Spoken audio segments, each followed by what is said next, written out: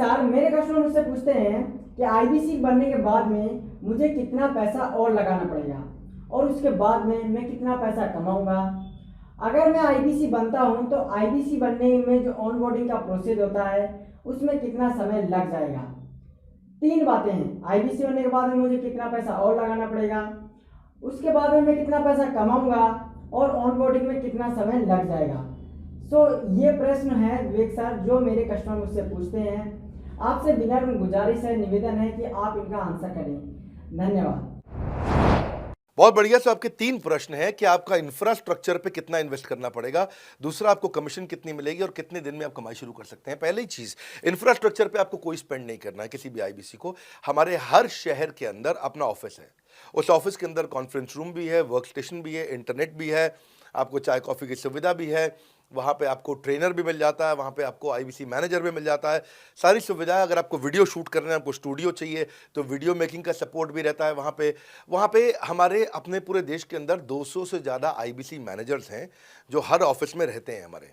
तो वो आपको 1-to-1 फिजिकली भी बैठ करके मदद कर सकते हैं। आपको अपना ऑफिस खोलने की जरूरत नहीं है, आप हमारे एग्जिस्टिंग ऑफिस का इस्तेमाल करिए, इसीलिए हमने पूरे देश में ऑफिस खोले हैं। दूसरी चीज, कितने दिन लगते हैं आईबीसी बन करके ऑन बोर्ड होने में। ये बड़ा आसान है जी। ऑन बोर्डिंग जो है ना प्रोसेस, वो बस कुछ मिनटों का प्रोसेस है, कुछ घंटों के अंदर आपकी ऑन बोर्डिंग हो जाती है। एकदम इजी एंट्री है। इसमें आपका NHIT new hire induction training program होता है आपका। हम आपको बताते भी हैं, सिखाते भी हैं, कराते भी हैं, सब कुछ करते हैं। ऑन बोर्डिंग प्रोसेस बहुत ईजी है, तुरंत हो जाता है। लोन की ऑप्शंस भी हैं, आप लोन भी ले सकते हो। आप 12वीं पास हैं, आप आराम से ज्वाइन कर सकते हैं। तीसरा आपका प्रश्न था मैं कमाऊंगा कितना, लगाऊंगा कितना, समझा दिया आपको। दोबारा पैसा नहीं लगाना है, इन्वेस्ट नहीं करना है, लेकिन कमाऊंगा कितना। ज़्यादातर लोग 2%, 3%, 5% देते हैं जो भी आप माल बेचोगे। आप एफएमसीजी में चले जाओ, उससे ज़्यादा नहीं मिलता है कमीशन। और आगे चले जाओ, इंश्योरेंस वगैरह में चले जाओ आपका, तो भी 7-8-10% तक भी चला जाता है कभी कभी। आप एमएलए में भी देखते हो, सब कुछ 10% के नीचे रहता है। तो हमारा जो सबसे नीचा इंसेंटिव लेवल है वो भी पूरे बाजार का सबसे ऊंचा है। हम पहला इंसेंटिव ही बेसिक इंसेंटिव 25% देते हैं।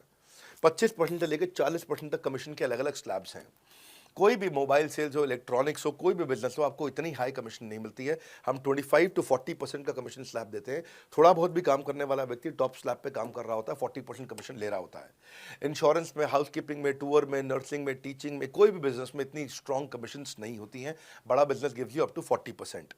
देखो, आपको ना शुरू करने में भी कोई मेहनत है ही नहीं। आप एज ए सोलोप्रेन्योर शुरू करते हो, इंडिपेंडेंट, आत्मनिर्भर, सेल्फ डिपेंडेंट, सेल्फ रिलायंट। सबके लिए ये अपॉर्चुनिटी खुली है, फ्लेक्सिबल है, आप कभी भी कहीं से भी काम कर सकते हो। लेकिन आपके लिए हमने अपना ऑफिस बना के दिया हुआ है। आप हमारे ऑफिस के अंदर आइए, आप जिस भी शहर में हो उस शहर में हमारा ऑफिस होगा। छोटे कस्बों, गांव, कहीं पे भी आप शुरू कर सकते हो, उसमें कोई मुश्किल काम नहीं है। हाँ, आपको मैं तो इतना बताऊंगा आसानी से कि इतना आसान है इसकी एंट्री कि चौकीदार हुआ करते थे रोशन कुमार, जमुना पार, ईस्ट दिल्ली में। ये बेचारे मुजफ्फरपुर से आए थे, क्षमा चाहता हूँ, बिहार मुजफ्फरपुर से। और ये चौकीदार की नौकरी इन्होंने ली थी यहाँ पे। और लॉकडाउन का टाइम था, कुछ नहीं मिल रहा था इनको, बहुत तकलीफ में आए थे ये। बिहार से आए थे ये भाग करके। और बेचारे पिता को घर पे माताजी को बोल करके आए थे कि किसी गाड़ी मैन्युफैक्चरिंग कंपनी में इनको जो है मैकेनिक की नौकरी मिल गई है वहाँ पे असेंबली लाइन पे। पर ये चौकीदार बने हुए थे एटीएम के, किसी को उन्होंने बताया नहीं। हमारे आईबीसी बने, आज ये आईबीसी बनने के बाद टीएमसी में भी आए, और उसके बाद अब आज आरईसी के मेंबर बन चुके हैं। अब तो इन्होंने बोला कि मेरा टारगेट इतना बड़ा, 50 लाख का काम कर चुके हैं, कि ये टारगेट इतना बड़ा कि मैं खुद का ऑफिस चलाऊंगा। अब इन्होंने 5 लोग अपनी टीम में हायर कर लिए हैं, आज खुद को तनख्वाह दे रहे हैं 5 लोगों को, अपना एक अलग ऑफिस बना दिया इन्होंने।